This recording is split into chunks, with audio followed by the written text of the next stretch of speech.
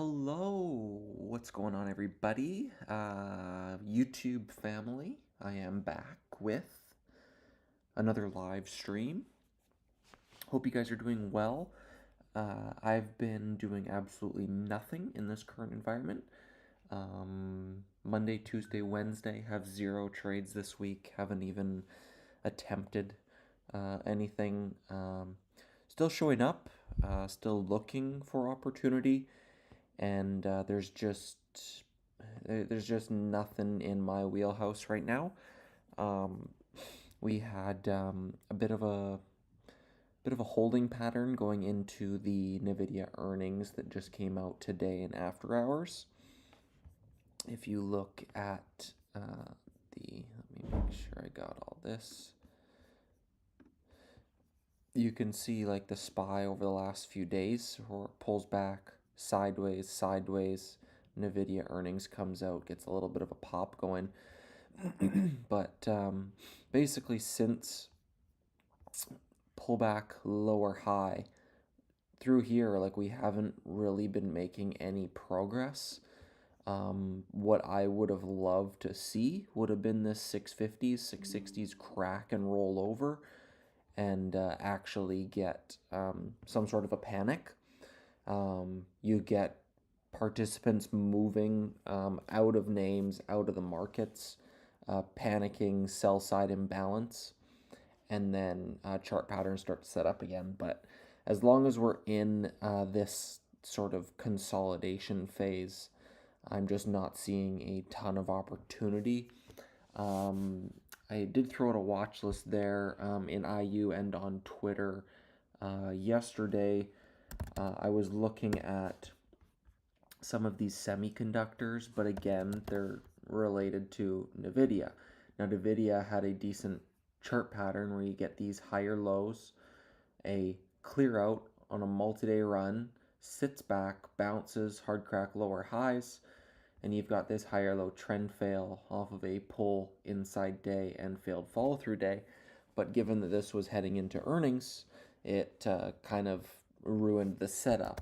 Same kind of thing with AMD is we had these 220s prior lows starting to break down and roll over, but that was going to get some attention with Nvidia. MU was another one, higher lows on the daily.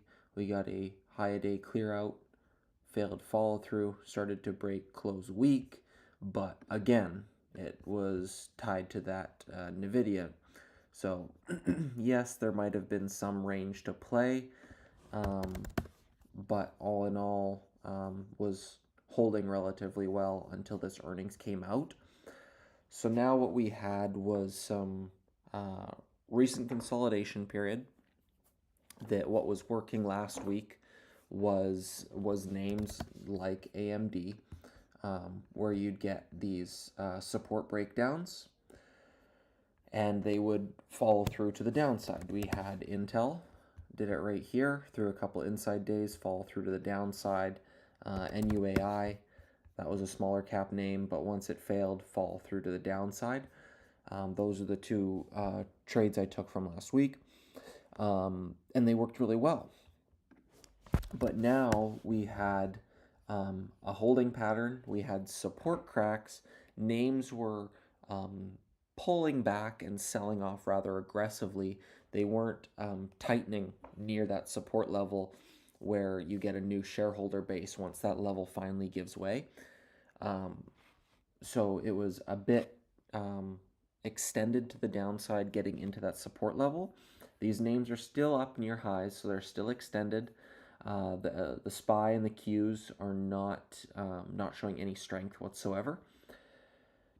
So you've got names up near highs, but they're not right near highs where you're getting some nice follow through, and breakouts are not working. But you also got a forward-looking catalyst with the Nvidia earnings, and you've got some sped up price action into some support levels where you're not getting that inverse of the breakout where stuff is starting to fall through to the downside. So you just weren't getting breakouts and you weren't getting breakdown setups. You had like Palantir and Hood are some great examples where it pulls from 200 down to 170 in 3 days. Like, boom. right into the support level, 3 days. That's just a bit too much too soon, and that's why this breakdown trade isn't working so well. Same thing with Hood. It goes straight down 140, down to 120, 110 in like a couple days. That's why that breakdown trade isn't working so well.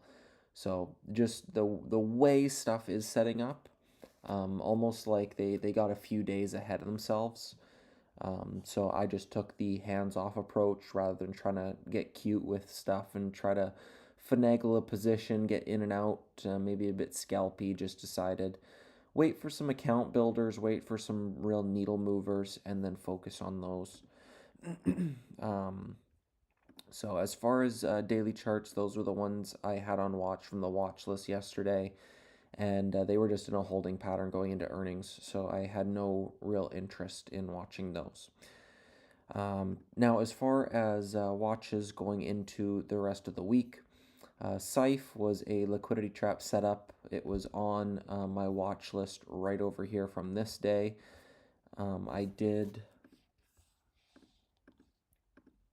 was a percent gainer, held over day one VWAP, and I was looking once two started to break and build. I was looking to join that trend. So the watch list from the 13th going into the 14th, this was my only watch. I did YouTube and a written portion, and worked out to a T. I sold it a bit too soon. I was all out by the 290s, ended up going to the 350s, but again, holding up a lot better than I would have expected, right up near these daily highs. I think this 340s is probably an early entry trigger, and then the 350s is that daily chart, big picture level. But volume continues to dry up, and it continues to set higher lows versus prior support. So you got this low, you've got this low, and now if this can start to break through 340s, you've got another higher low. So I'd be looking at that one for a possible round two of the liquidity trap. And then the only other one I've got on watch is SGBX. Now, I don't trade breakouts with overhead resistance nearby, so this $4 break was not of interest because we had the $7 resistance right nearby overhead.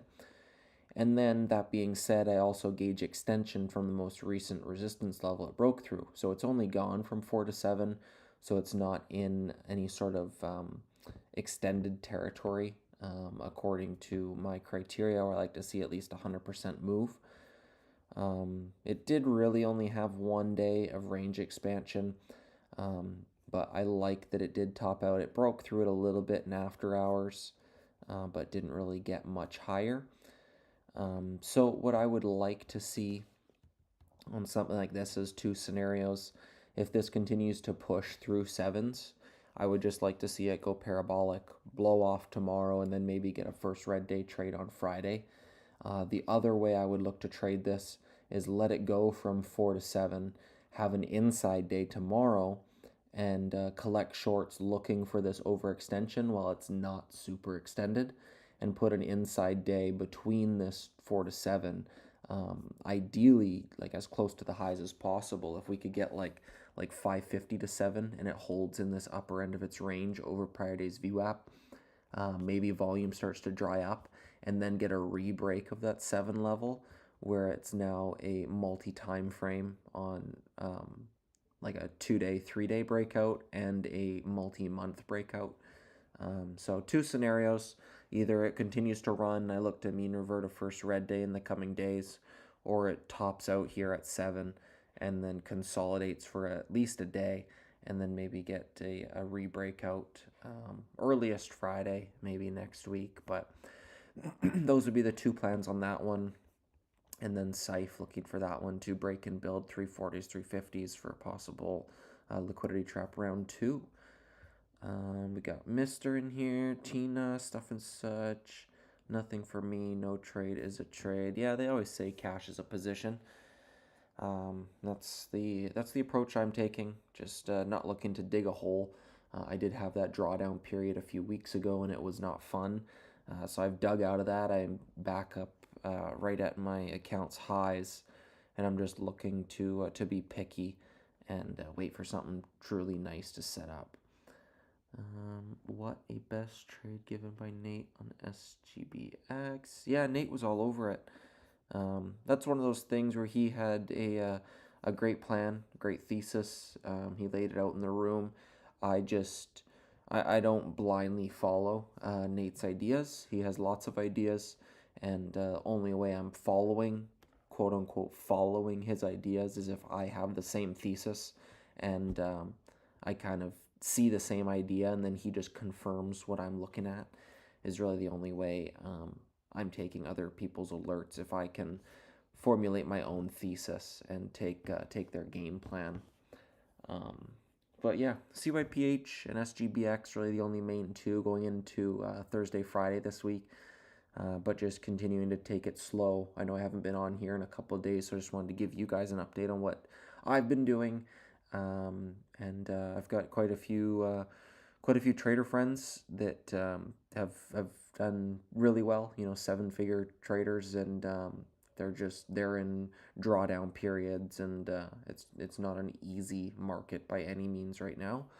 So I don't mind sitting out and waiting for that hot market to come around and swing the bat hard when those opportunities present themselves. So with that being said, I believe that's a good note to leave it on.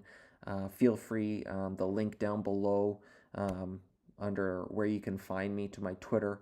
I've been posting written portions, scans, most evenings if I've got anything on watch. So if I'm not on YouTube, you can definitely check it out there. But love the videos. Yeah, you bet, you guys. Thank you guys for tuning in, and I will catch you on the next one. Peace.